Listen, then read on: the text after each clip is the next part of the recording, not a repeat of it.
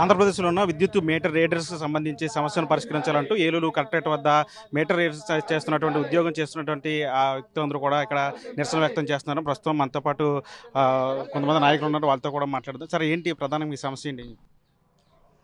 ఈరోజు రాష్ట్ర వ్యాప్తంగా స్మార్ట్ మీటర్స్ వచ్చినటువంటి నేపథ్యంలో విద్యుత్ మీటర్ రీడర్స్గా పనిచేస్తున్నటువంటి రాష్ట్ర వ్యాప్తంగా 4,000 మంది పనిచేస్తూ ఉన్నారు. వీళ్ళు గత 20 సంవత్సరాలుగా విద్యుత్ సంస్థను నమ్ముకుని ఉపాధి పొందుతున్నారు. ప్రత్యక్షంగా 20,000 మంది దీని ద్వారా ఉపాధి పొందుతున్నారు.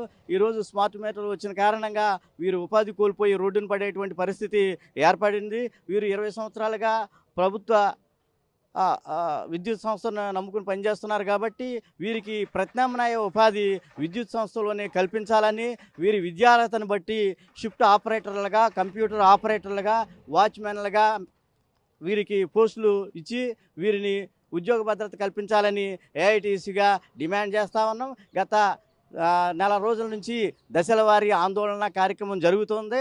ఈరోజు ఏపీ విద్యుత్ మీటర్స్ రీడర్స్ అసోసియేషన్ రాష్ట్ర వ్యాప్త పిలుపులో భాగంగా అన్ని జిల్లాల కలెక్టర్ కార్యాలయం వద్ద విద్యుత్ మీటర్లు ఇవాళ ధర్నా చేస్తున్నారు. మన జిల్లాకు సంబంధించి ఏలూరు జిల్లా విద్యుత్ మీటర్ రీడర్స్ ఆధ్వర్యంలో ఇవాళ జిల్లా కలెక్టర్ కార్యాలయం దగ్గర ధర్నా నిర్వహించి వీరికి ఉపాధి భద్రత కల్పించాలని చెప్పేసి మేము డిమాండ్ చేస్తూ ఉన్నాం. నెల రోజుల నుంచి మీరు నిరసనలు చేస్తూ ఉన్నారు, అంటే అధికారుల నుంచి ఏమైనా స్పందన వచ్చింది? ఏం చెప్తున్నారు వాళ్ళు?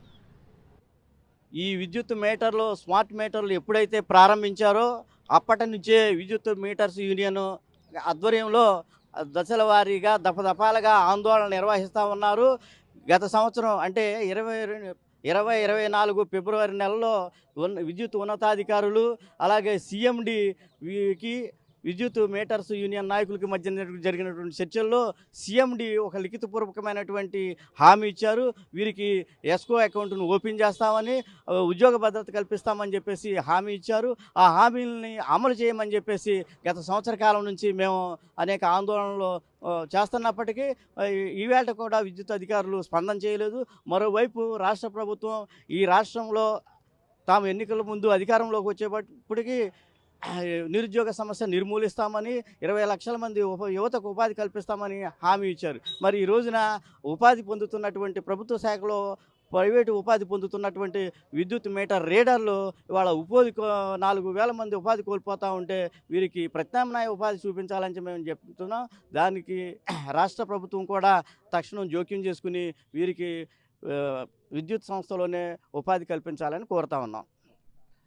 ఇది విద్యుత్ మీటర్ రీడర్స్ సంబంధించిన అంతా కూడా చెప్తున్నారు. అంటే గత ఏడాది నుంచి కూడా తాము నిరసనలు వ్యక్తం చేస్తున్నాం. ప్రభుత్వం కూడా అంటే కూటమి పార్టీలన్నీ కూడా ఎన్నికల ముందు హామీలు ఇచ్చాయి. దాదాపు 4,000 మంది వరకు ఇక్కడ ఈ సంస్థలో పనిచేస్తున్నాం. వారందరికీ కూడా ఇప్పుడు స్మార్ట్ మీటర్ల పేరుతో వాళ్ళ ఉద్యోగాలకి ఎసరపెట్టే ప్రక్రియ జరుగుతుంది. కాబట్టి ఇప్పటికైనా ప్రభుత్వం స్పందించి తమకు న్యాయం చేయాలని చెప్పి వీళ్ళంతా కూడా కోరుతున్న పరిస్థితి. విజయనగరంతో మన టీవీ ఏలూరు నుంచి. మరిన్ని వీడియోస్ కోసం ఛానల్ ని సబ్స్క్రైబ్ చేయండి. లేటెస్ట్ అప్డేట్స్ కోసం వాట్సాప్ ఛానల్ ని ఫాలో అవ్వండి. ఆ లింక్ డిస్క్రిప్షన్ లో ఉంది.